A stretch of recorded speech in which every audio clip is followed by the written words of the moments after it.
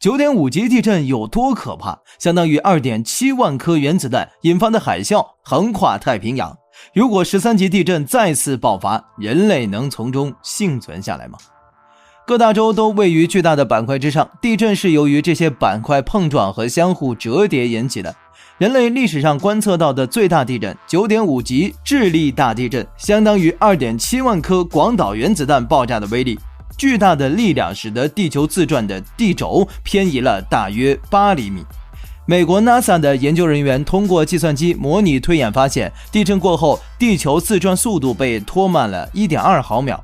短短几分钟，6座活火山重新喷发，3座活火山出现。说到世界上地震最多的国家，你可能会想到日本，但实际上在环太平洋地震带上有一个国家更配得上地震之国这个称号，那就是智利。智利位于南美洲西南部，国土75万平方公里，跟青海省差不多大。可就是这么一个地方，承受了全球释放出能量的1/4，短短100年间发生过17场大地震。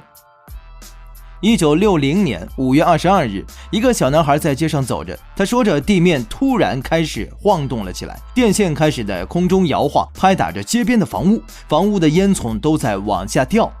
最先消失的是沿岸的村庄，接下来在瓦尔迪维亚的主港口，在退潮的时候，海平面却上涨了4米。下午4点20分，地震掀起了高达8米的巨浪。10分钟之后，另一场高度为10米的巨浪再次袭来。地震发生过程中出现罕见的低裂现象，有不少地方出现断层，并且山峦错位，有不少失踪的遇难者被认为是坠入了缝隙中消失不见。这次地震强度之大，让很多人都以为是核战争开始了，但是并没有。智利的海岸线因此被永久性的改变了，整个海岸线都在向西移动。智利在一瞬间扩大了约150个足球场的大小。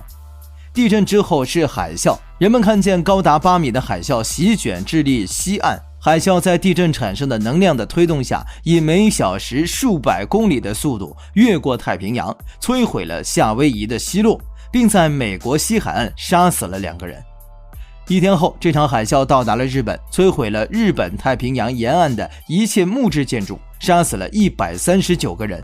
余波一直冲到菲律宾，造成至少21人死亡。此外，法国、新西兰、阿拉斯加和俄罗斯也报告了不同程度的破坏情况。当然，最惨的还是智利。地震波及了智利全境，58000所房屋被毁，近200万人无家可归。但是这仅仅是人类观测到的最大地震，地球历史上还出现过一次13级大地震，大约在6500万年前，一颗宽度超过10公里的大型陨石撞击到了今天墨西哥的半岛上，撞击形成了一个直径超过180公里的椭圆形陨石坑。撞击释放出的能量相当于240万颗地球上威力最大的氢弹同时爆炸的威力。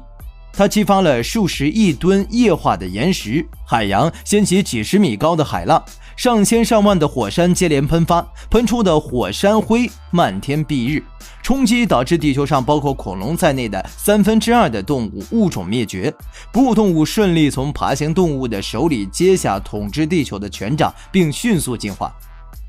如果再来一次13级地震的话，几乎人类所有努力都将毁于一旦，世界将倒退几千年。如果人类有幸存活下来的话，估计要回到茹毛饮血的时代。